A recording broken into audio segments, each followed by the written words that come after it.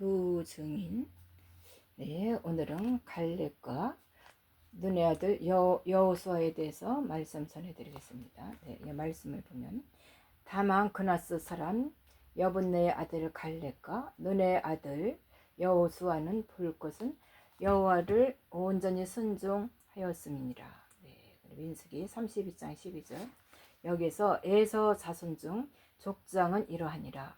에서의 장자 엘리바스의 자손에 대한 족장, 오말 족장, 스부 족장, 그나스 족장가, 네, 이렇게 말씀하세요. 창세기 36절 15절 말씀. 에서 자손 중 족장은 이러하니라. 에서의 장자 엘리바스의 자손에는 대만 족장, 오말 족장, 스부 족장, 그나스 족장, 네, 이렇게 말씀하세요.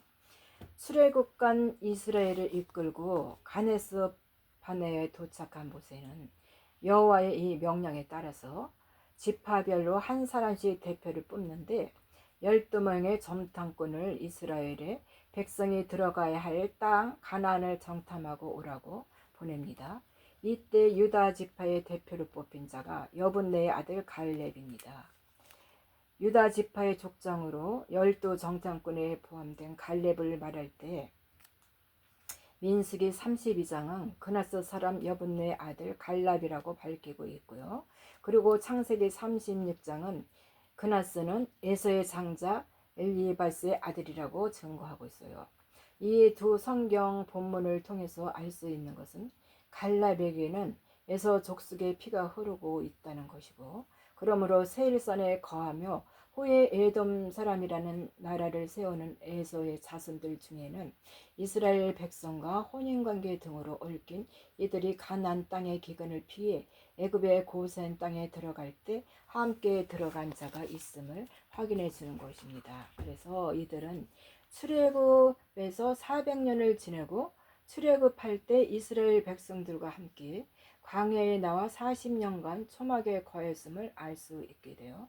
그리고 출애굽한 이스라엘 백성 중에는 이스라엘 백성이 애굽에서 지내는 동안 돈을 주고 산 애굽 사람들도 일부 포함되어 있어요. 네, 그래서 기근을 통해 애굽의 피난처로 들어간 야곱의 가족 중에 에서의 족속이 포함되어 있다는 것과 또 400년의 애굽 노예 생활을 피해 광야의 피난처로 들어갈 때 야곱의 족속 중에서 에서 족속과 애굽 사람 등이 혼인이나 기타 여러 관계로 섞여 있다는 사실을 주목하는 까닭인데요. 예수 그리스도의 재림 직전 대환란 때 요셉에 다닌 하나님의 아들들이 또 마련한 피난처와 야곱의 남은 자인 하나님의 종들이 들어갈 때 에서의 남은 자로 예표되는 사람들도 혼인이나 그 밖에 여러 관계로 인해 섞여서 들어가게 되며, 이들은 예수 그리스도의 재림 후 펼쳐지는 천년 왕국에서 백성들로 번성할 자들임을 계시하는 것이 되겠습니다. 말씀해 보면 너는 애굽 사람을 미워하지 말라. 그는 너의 형제이니 애굽 사람을 미워하지 말라. 내가 그의 땅에서 계획이 되었음이라. 신명기 23장 7절. 여기서 율법을 맡아 이 정죄의 직분자가 된 야곱의 족속에게 믿음 없는 세상 사람인 에서의 족속과 또 애굽 사람을 정죄하고 괴롭히지 말라고 당부하신 것은 그들이 장차 천년왕국을 거쳐 완성될 하나님 나라에서 영원히 보호받아야 할 하나님의 백성이기 때문에 그렇게 말을 하고, 이는 여자의 머리 된 남자가 여자를 보호하고 제 몸과 같이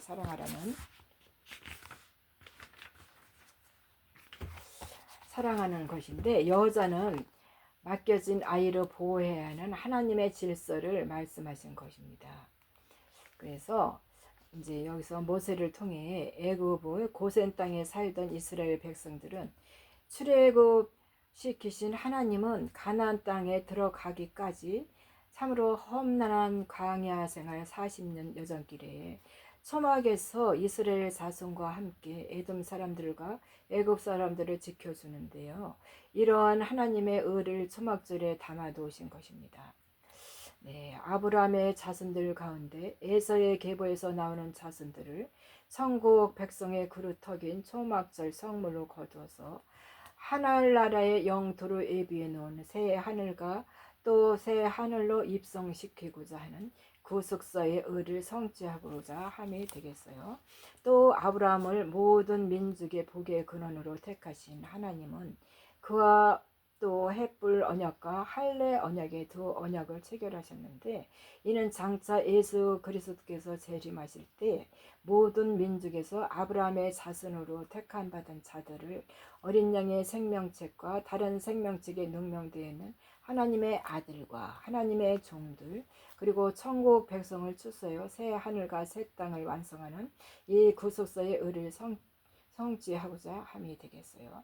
천국 백성들로 추수되는 애굽 사람들이나 또 에돔 사람들은 하나님과의 또 언약 관계가 없는 자들이지만은 야곱의 족속을 따라 피난처로 들어가서 예수 그리스도의 지상 재림 후에 펼쳐지는 천년 왕국의 백성이 되는 것입니다. 이들은 속죄절의 성물로 추수되는 야곱의 남은 자와는 구별되어 마지막 절기인 초막절의 성물로서 추수가 모두 끝나는 겨울이 오기 직전에 추수되는 이 대상이 되겠습니다. 그래서 여기서 너희의 도망하는 일이 겨울이나 안식일에 되지 않도록 기도하라.